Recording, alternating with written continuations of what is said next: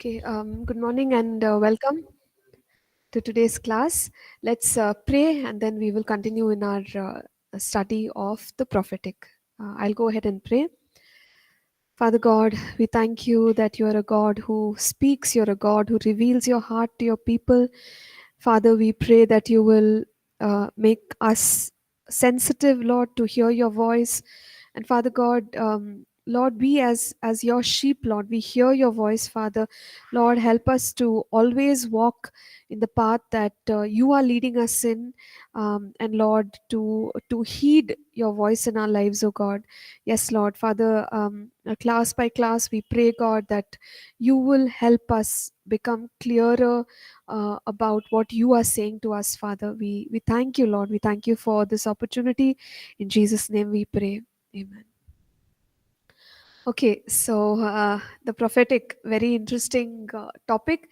We saw how in the experience of Balaam, how he received God's word. You know, there are various ways. He had the knowledge of the Lord, his eyes were open, he fell down as if he was in a trance.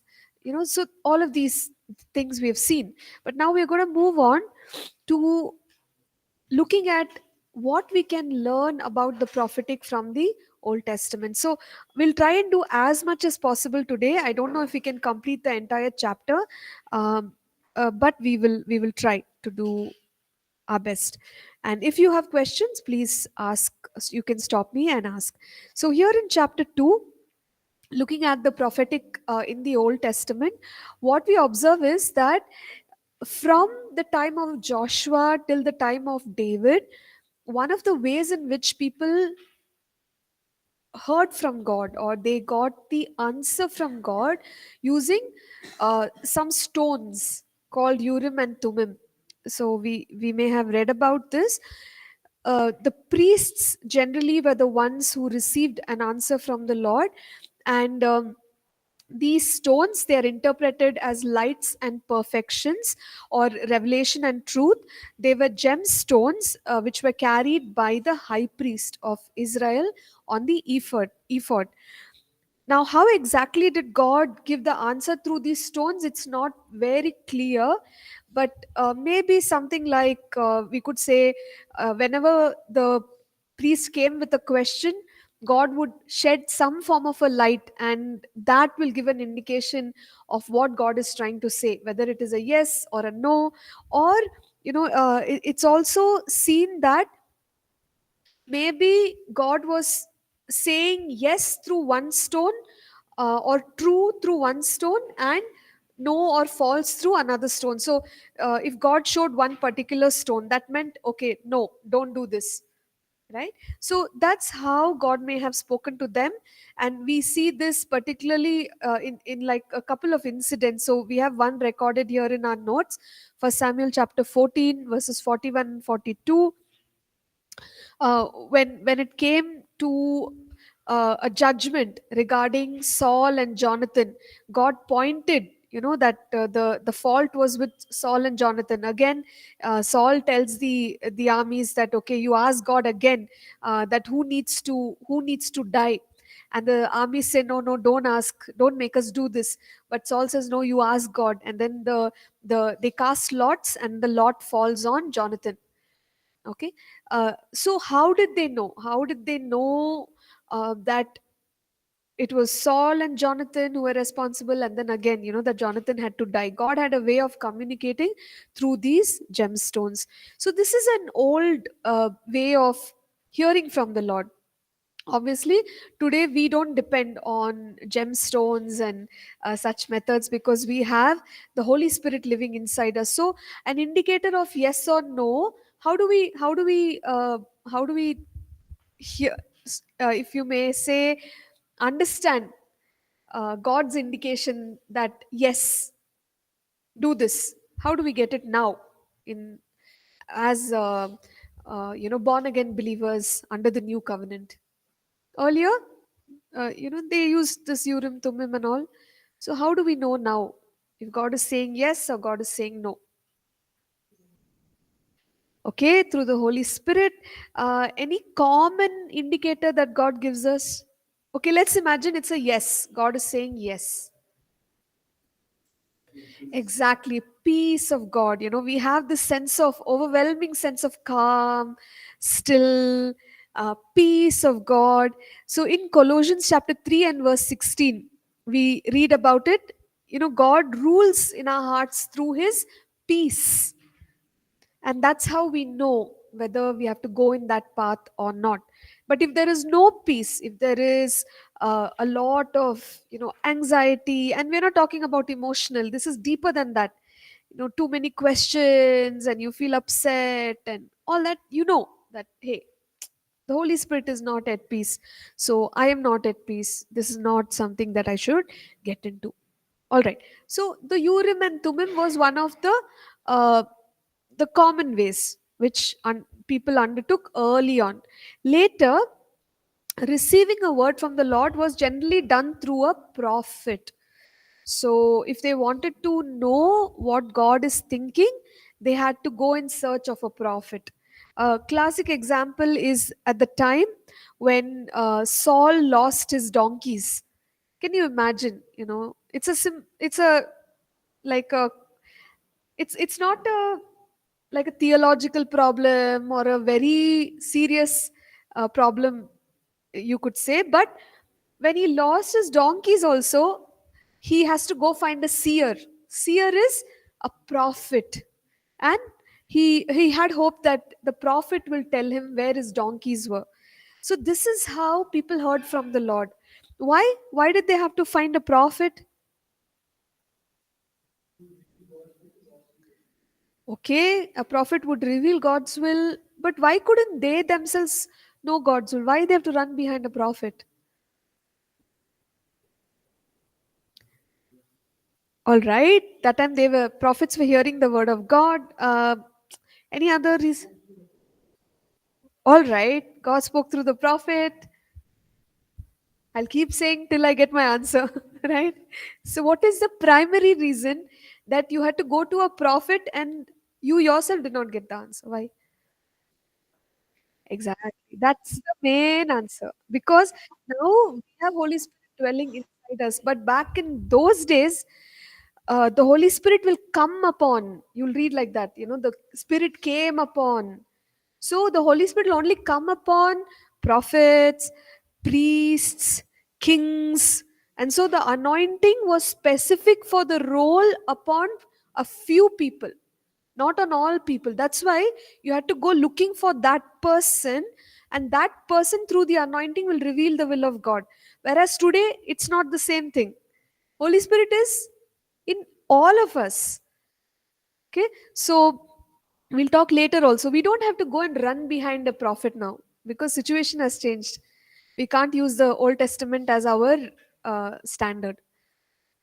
All right. So when people needed a word from the Lord, they would go to a prophet. So we've seen how Samuel, even to search his donkeys, he had to go find a prophet. And when the kings, there were three kings, they needed a suggestion. Okay, but at that time, regarding going to war, uh, at that time they were suggested to go and meet Elisha. So in Second Kings 3 verse 11, they are given a suggestion. Elisha, the son of Shaphat, is here who poured water on the hands of Elijah, meaning there is a prophet and he will tell you the will of the Lord regarding this step that you are going to take. So people were running behind prophets. That was the common way in which they did it. But today, we believers, we are led by the Lord. Those who are led by the Spirit of God, they are the sons of God. Romans chapter 8, verses 14, verses 16. We can go through those verses. Verse 16 says the Spirit bears witness with our spirit. So we have this opportunity of regular and constant communication of the Holy Spirit in our lives. But yeah, earlier it was not so. Now let's understand few more things which we observe in the Old Testament. So what is the test of a good prophecy? Like, how will we tell that this prophecy is a good prophecy? God's okay, it has to be God speaking. So how will we test it that this is God? It has to come to pass, sister. Okay, great. It, So it has to happen. All right. And any other thoughts about how? Okay, Daniel says it has to be aligned to the word of God. We agree with that.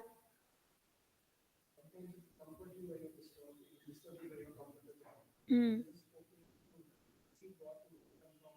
Yes. Okay. So it is spoken in truth, and then God will also reconfirm it to you. So through all these ways, we can test out that this is truly from the Lord. Great. In the Old Testament, there is a passage that spoke to the people about a genuine prophecy. So let's see the conditions which are given here. This is Deuteronomy chapter 13, verses 1 to 5. I'll request one of our online students to read it today. It's on page 30 in the PDF version. So could somebody read it out? Deuteronomy 13, 1 to 5.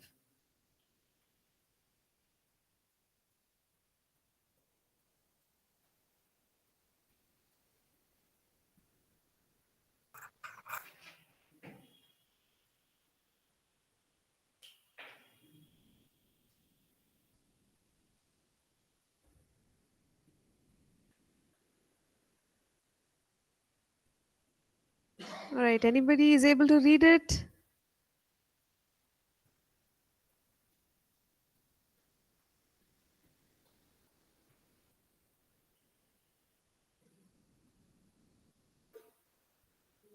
Okay. Yes, Andrew. Please. Please unmute yourself. Yeah. Yeah, Deuteronomy 13, verse 1 to 5. If there Yes. arises among you a prophet or a dreamer of dreams, and he gives you a sign or a wonder, and the sign or the wonder comes to pass, of which he spoke to you, saying, let us go after other gods which you have not known, and let us serve them, you shall not listen to the words of that prophet or that dreamer of dreams, for the Lord your God is testing you to know whether you love the Lord your God with all your heart and with all your soul. You shall walk after the Lord your God and fear him, and keep his commandments and obey his voice. You shall serve him and hold fast to him. But that prophet or that dreamer of dreams shall be put to death, because he has spoken in order to turn you away from the Lord your God, who brought you out of the land of Egypt and redeemed you from the house of bondage, to entice you from the way in which the Lord your God commanded you to walk. So you shall put away that you shall put away the evil from your midst. Okay, thank you. Thanks a lot, Andrew. So, as we just read, it's really interesting how the prophetic word um, needed to be evaluated. Notice it says, if there is a prophet, or the usage of dreamer of dreams, and that person is telling us something, and the sign or the wonder comes to pass. Now some of us said genuine prophecy means it should happen. Okay, in this case it has happened, and yet God is giving one more test. He's saying, if it happens also, you shall not listen to the words of that prophet or that dreamer of dreams, for the Lord your God is testing you to know whether you love the Lord your God with all your heart and with all your soul. Okay, so why is he saying like this? Because what the prophecy is saying is against God's word. Now in this particular case, the prophecy is saying you go after other gods. Where has God told us, you should love the Lord your God? That's the first commandment, right? Like, we need to love God with our whole hearts. So one is, if there is a prophecy which is going against the word of God, which is misaligned to the word of God, it is not from God. That's a test. Secondly, if there is a prophecy which is taking us away from God, notice how it is fulfilled, but our devotion is not towards God. Our devotion is towards, yeah, this is happening, my life, this. Our attention is going to something else. We are not giving God the glory, and we're not loving God more. And the prophetic word is not drawing people closer to Jesus. It may be a wonderful, big, mighty prophetic word which is being fulfilled and everything, but it's not helping us to worship. or be in devotion to God, the passage here says questionable. Okay, so there is a greater test beyond the fulfillment of that prophetic word, which is it aligned to God's heart or God's word? Secondly, is it drawing us close to God? Because everything that God speaks will draw us close to Him and not away from Him. So, this is a deeper, you may say, deeper kind of a test about the integrity and purity of a prophetic word. Okay, so we see this in the in the Old Testament. Now, what else do we see about prophecy and the prophetic under the Old Testament? We see that prophetic words were not just spoken by prophets when they said, thus says the Lord, this is going to happen. That was one way. But we see creative forms of prophecy. So when we study, let's say, the Psalms, there are many Psalms which have messianic prophecy in them. So in the form of poetry, in the form of song, something is being spoken of which is going to be fulfilled many years from that time. And we know now that in Christ Jesus things have been fulfilled. Now, there are other statements there that will be fulfilled in the rule and reign of Christ, so on and so forth. So these songs have ended up showing us that they too can be prophetic. Poetry is prophetic. Okay, so like this, creative expressions of the prophetic are also seen. It's not just a word being spoken, as prose, but song, prophecy, sometimes parables, something that is spoken as a riddle, it's actually prophetic in what it is bringing forth.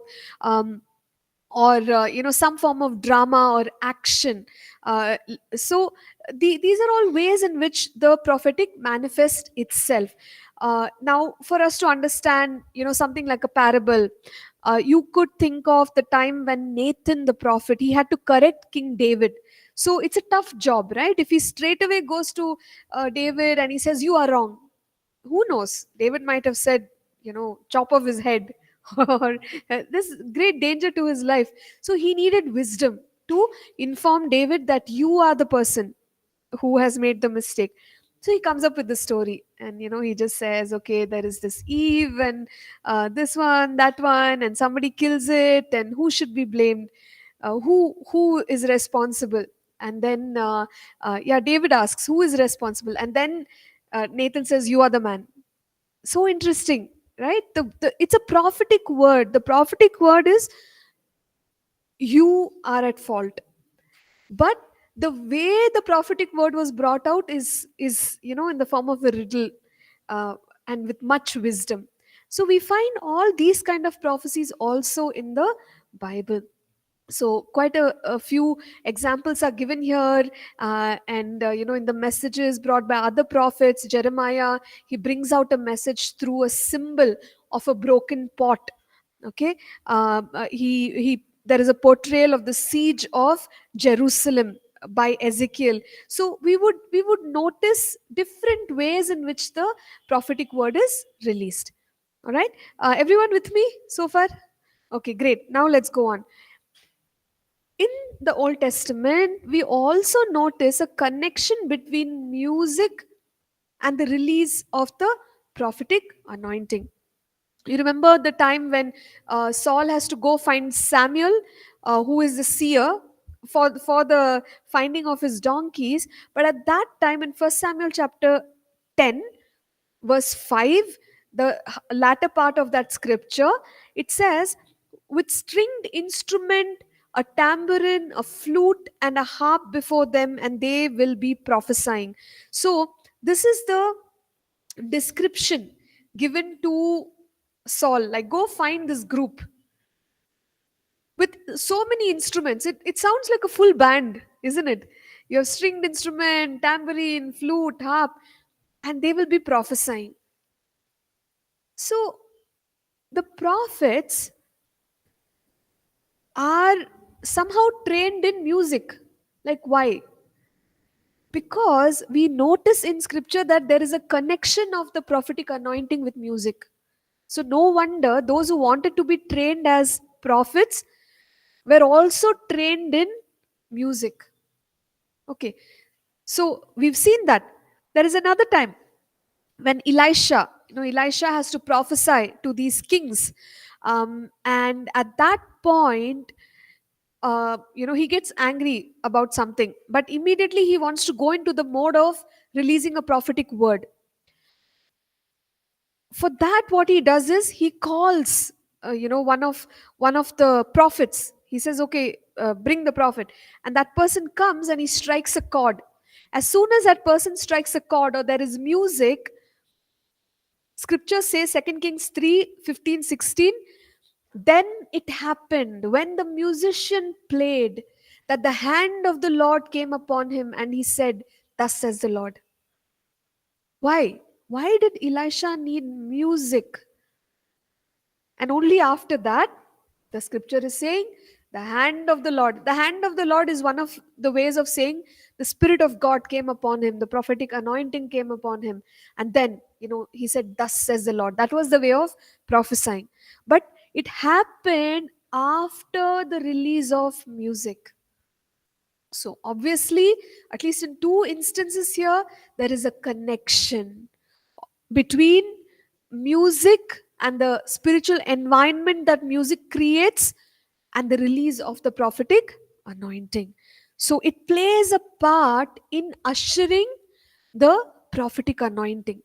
Okay, so what does this help us understand? We will again go to music and songs and all of that later on in our study, but briefly now, how how do we interpret this? So when we are leading worship, when we are picking songs, when we are playing a tune, we have to be very careful. It shouldn't be, I want to play this song, I want to play this music, I'm playing. No, no.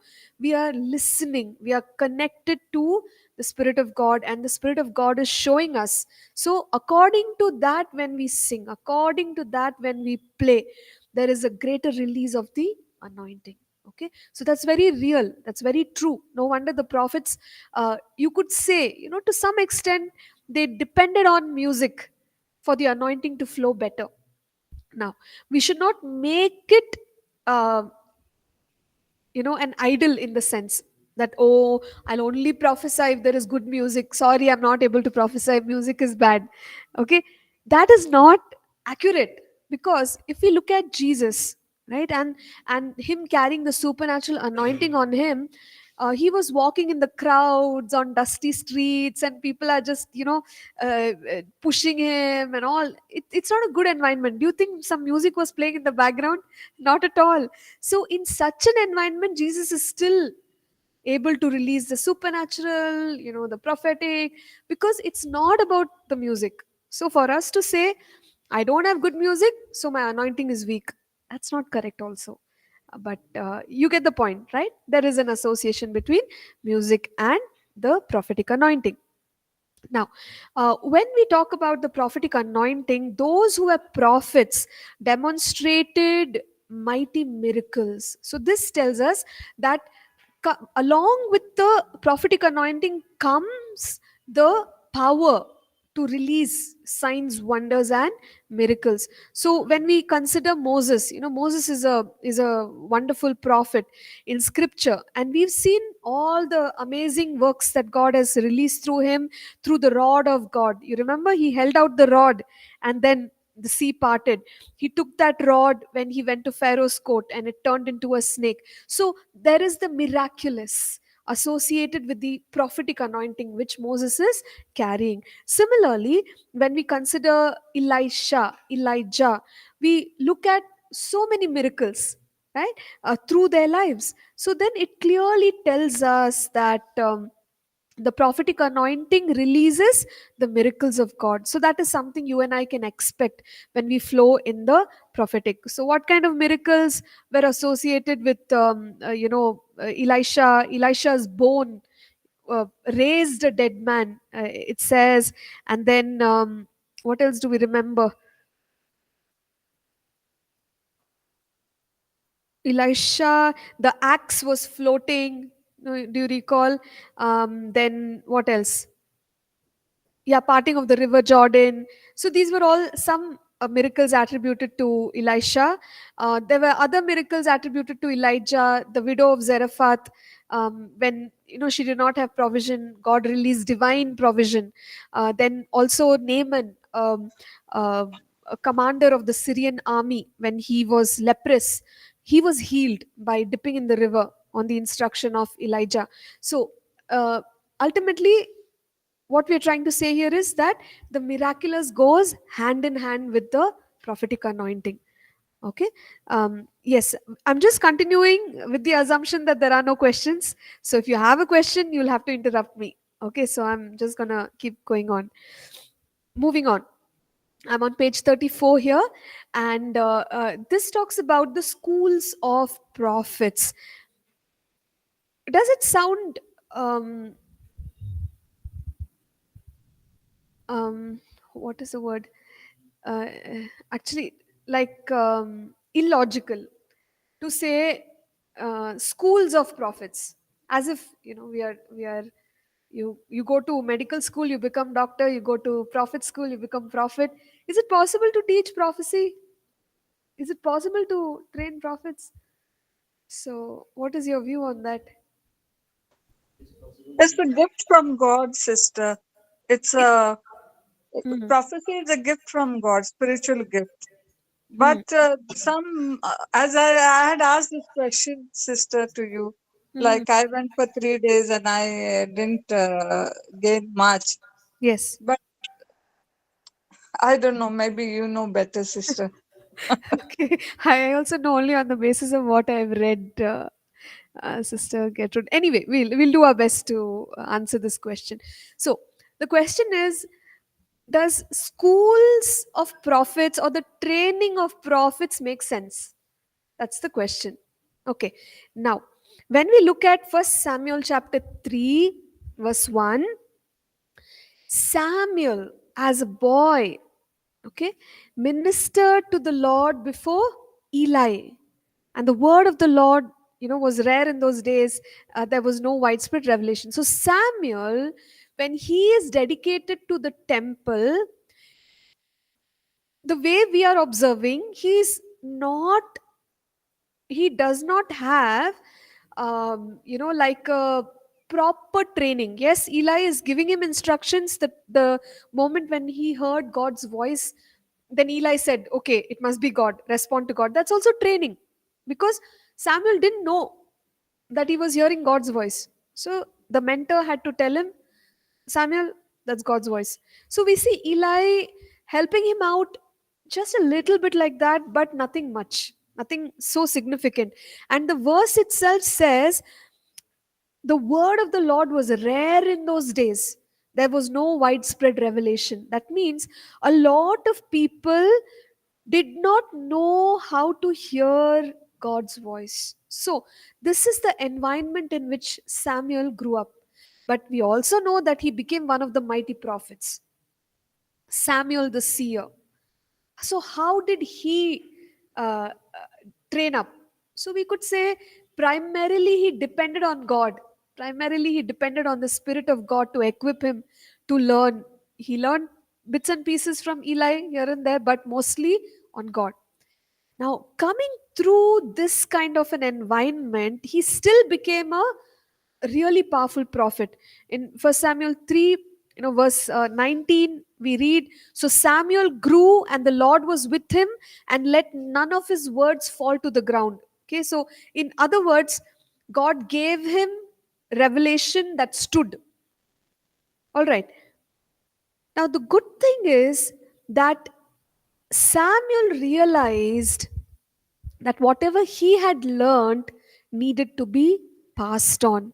And so we see this concept of the schools of the prophets established by Samuel. Now, as Sister Gertrude rightly said, prophecy, the prophetic anointing, it's from the Lord. Every good and perfect gift is from the Father of lights, with whom there is no shadow of turning. So this is not something you and I can give each other, because we don't have it. It's not our gift. This is the gift of the Holy Spirit. In the New Testament, that's what we read.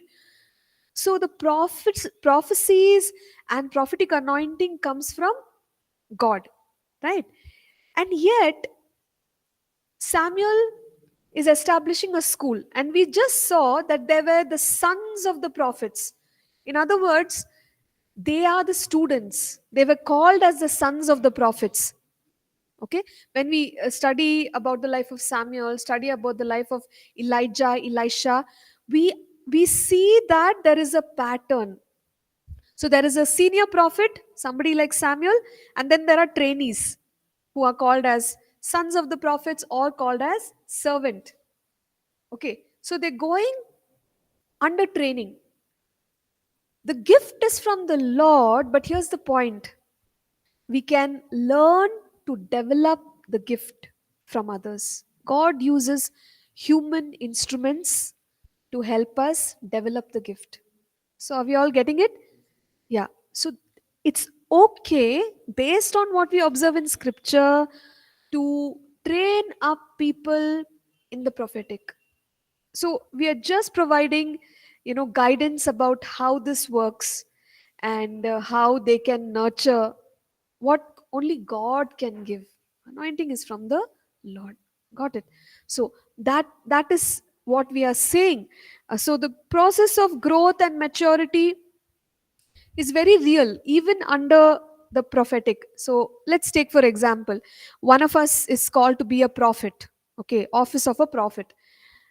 Now, even if one of us is called in the office of a prophet, it's not like as soon as that child is born, you start prophesying.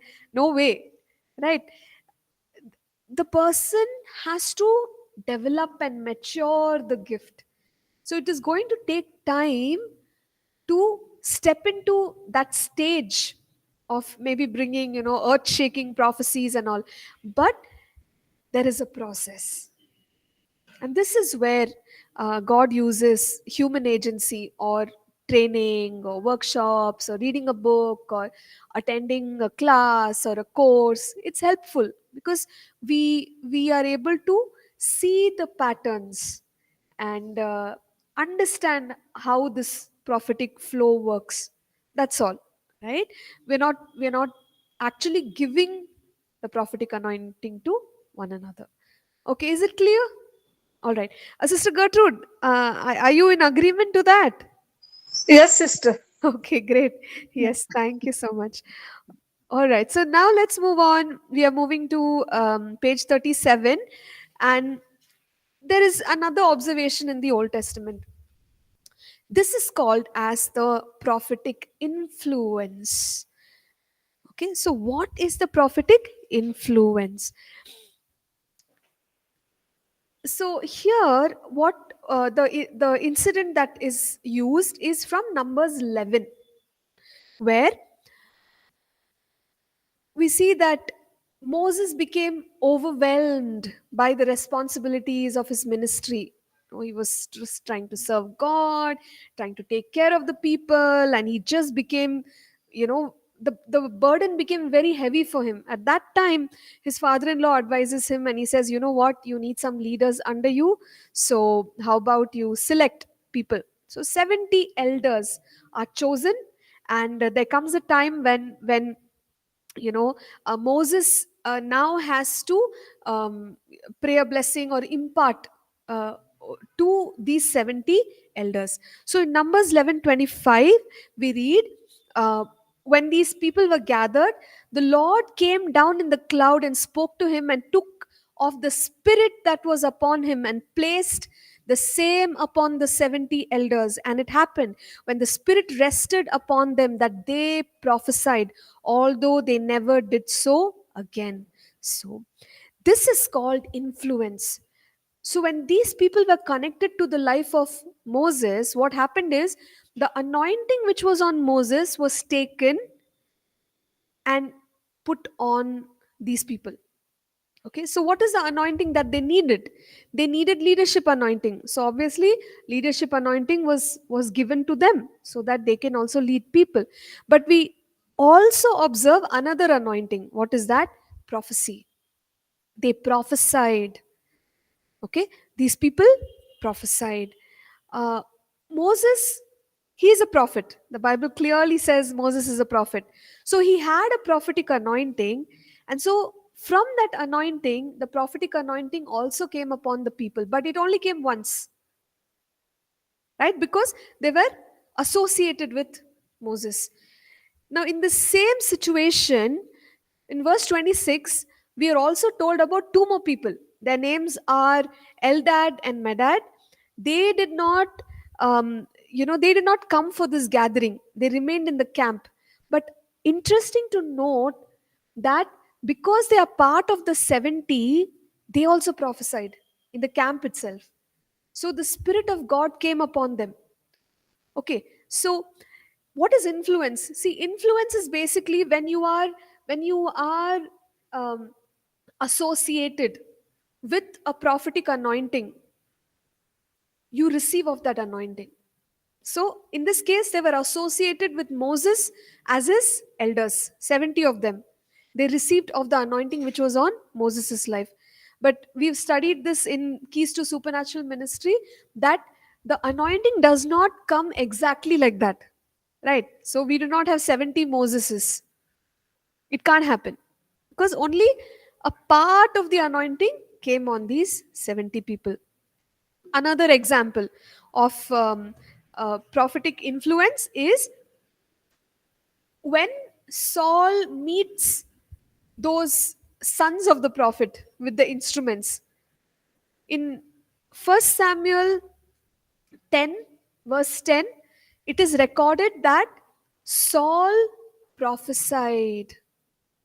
Okay, so is Saul a prophet? What was the anointing on Saul's life? To He's a, be a king. that's right, yeah, he was anointed to be a king, but he prophesied. How come he prophesied? And but he prophesied only once. Why do you think he prophesied? Right, influence. So when he came close to these sons of the prophet, the prophetic anointing, you could say, touched him. So only once, over there, like uh, or there's a similar incident later on, but here he prophesied. That is recorded, but you don't see him prophesying again and again, because that's not his anointing, isn't it? So this is what is called as prophetic influence or prophetic environment. So when we are in a prophetic environment, for example, this is an influence. When we are studying about the prophetic, what's happening? We are considering God's word, and faith comes by hearing, hearing by the word of God. So the more we talk about the prophetic, the more prophetic anointing you and I can receive and walk in. So it's an influence right here. You and I may find that we are being activated. Sometimes we use these words. Don't get too caught up about these words, but what it simply means is that we are able to hear clearer and receive more words from the Lord. Maybe we start receiving more dreams, visions, all that's starting to happen because this is an influence. The class that we are having, or you and I attend a weekend school, right? Before that, we are not able to see anything, we are not getting any words. Suddenly now, we are getting words. How did it happen? Influence. You're reading a book about the prophetic. Suddenly, you feel like, hey, I'm feeling activated. This is already happening. Influence. Or we are working for a ministry, or we are connected to a ministry, and they are flowing in the prophetic.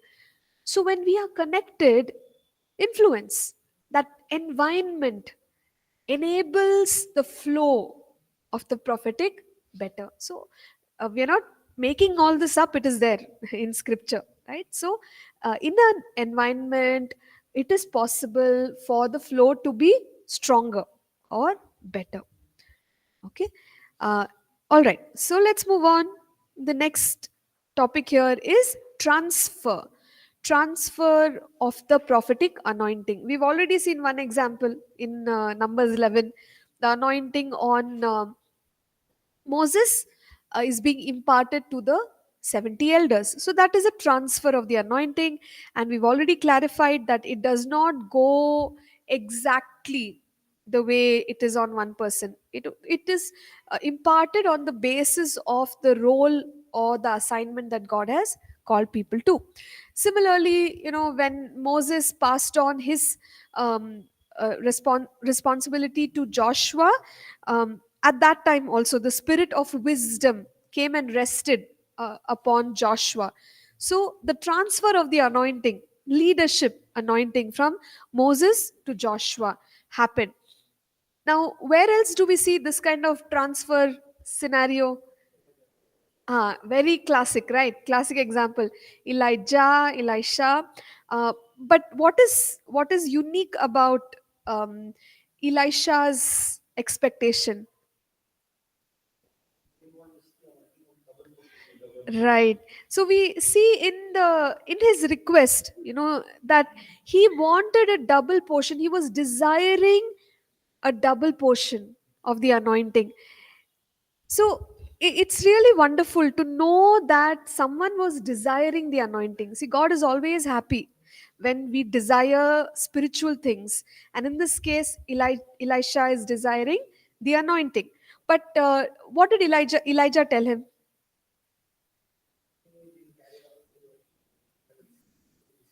Yes. So if you see me being carried up to the heaven, then you will get what you're asking. Okay. But here is my question to you. Why didn't Elijah call Elisha, lay hands on him, and say, "You want double? Take double, I give you double"? Why? Why not?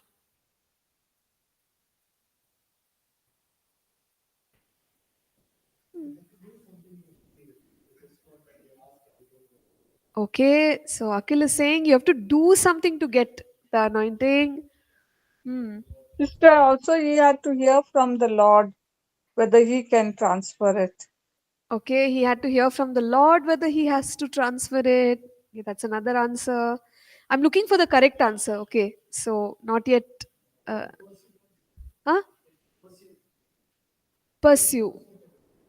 Okay, so one should go after the anointing or the spiritual gift. Um, yeah, we see that principle in the Bible. That's there, but that's not the correct answer. Why didn't Elijah give Elisha the double portion anointing?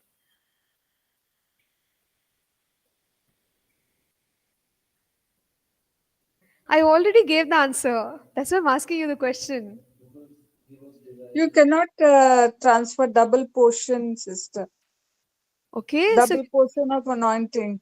so how about single portion or triple portion? Uh,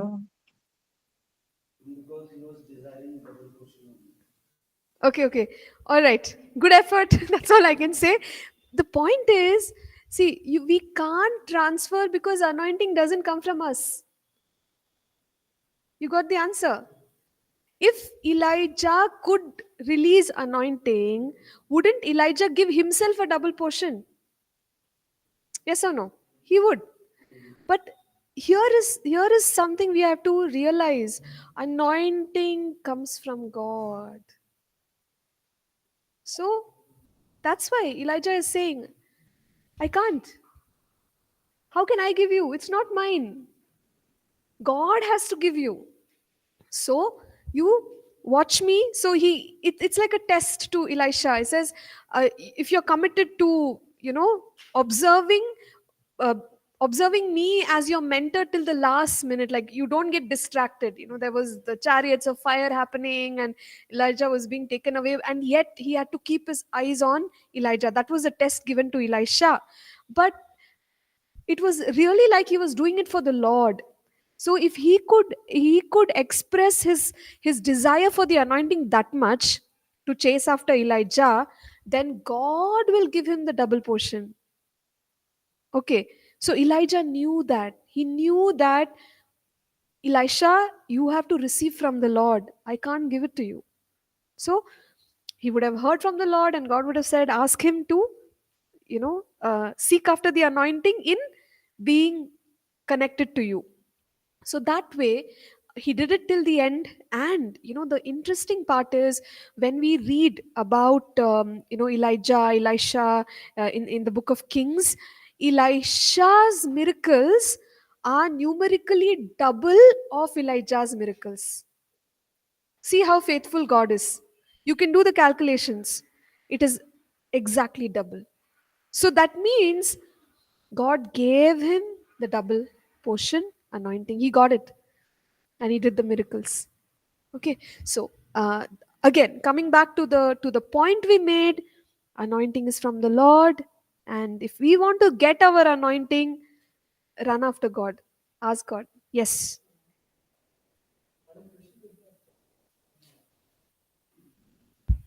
Did God put this desire in Elisha's heart, or did Elisha have this desire by? Yeah, so I think it's both. See, God generally aids it in the sense that you know, like you, when he observed Elijah and everything, that was an opportunity given to Elisha, and so that God gave him that environment to desire, but Elisha also desired. Now, yeah, so that's also there, because when we look at the New Testament, no, Paul says it's like a key, right? Earnestly desire the gifts of the Spirit. So we also have to show it, otherwise, or pursue it. That otherwise we won't walk much in it. So both ways. Yeah. Okay. Any other thoughts or questions about transference of the anointing? Just one other point here, which we have here in the notes, is that the anointing can get transferred in both of these cases. You know, we saw transfer of uh, anointing from a person who is in the same generation, like they were there that at that time, Elijah, Elisha, Moses, 70 elders. But the anointing can be transferred across generations. Okay, because we read about John the Baptist, and you know the New Testament says that he came in the spirit and power of Elijah. Luke 1:17. How can it be? Like, when was Elijah? When is John the Baptist? But anointing is transferred across generations. So what does this mean to us? This means to us that when we listen about people's lives and you know the testimonies, their ministries, and we desire, again desire, like, wow, God, whatever they did, I also want to be able to do that. You're pulling on the anointing. So you and I can, who knows, like, you know, God can take off the anointing of on the lives of those people and put it on our lives today so that we can do things for God. But also, let's remember, it's not going to look the same, because John the Baptist walked in the anointing of Elijah, but Elijah was more prophetic, miraculous. John the Baptist was waymaker anointing, meaning prepare the way for the Lord, you know, repent and be baptized in water. Same anointing, different expression. So that is something we have to remember. Okay, any other questions before we Ma'am, close? Huh. it is good to go run after like prophets and pastors for their anointing, Hmm. or it is wrong because Okay. anointing is from God. Yeah. See, we can respect, we can honor when we see a genuine demonstration of the prophetic or the miraculous, and you know we follow certain people, we listen to them. Uh, I don't say anything wrong in that, because we are observing and we are receiving from their ministry. Okay, so there's nothing wrong. But the term you used, run after, that's a problem. So we don't need a prophet to hear from the Lord. The same thing which I want to hear from the Lord, I can sit here and I can connect to God and get it. Why should I, you know, people spend these days, it's happening, no? You take a flight and you go somewhere because, oh, prophetic anointing is there only, and they only have to keep their hand on my head and pray, then only God will speak. But all that's very Old Testament. We should understand that that's not how the Holy Spirit works now. Yeah. So no need to run after them. That's the answer. Yes.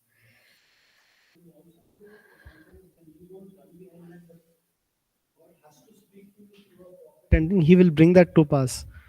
Like, In I the didn't get sense, you. like, rather than going to a particular place and person knowing that he or she is going to give us the anointing or is going to give a prophecy, sometimes it is also true that God himself in his time will send a messenger or a Yeah, prophet that's and true. thing. Yeah. So if you happen to meet a prophet and they happen to give you a prophetic word, that's well and good. But we are not seeking after it. So that's okay. Yeah. Okay. So with that, we will stop. I was thinking your mic is not working. That's why. Is that working? Oh, okay.